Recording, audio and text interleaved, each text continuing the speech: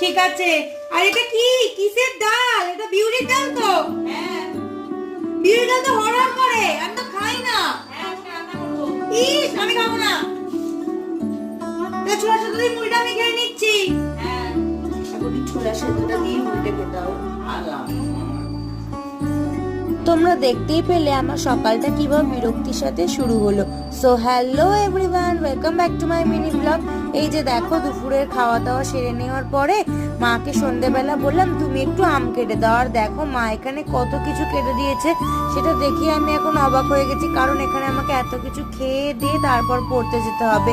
আর যেহেতু মা এখন এত কিছু কেটে দিয়েছে, খেয়ে তো আমাকে যেতেই হবে।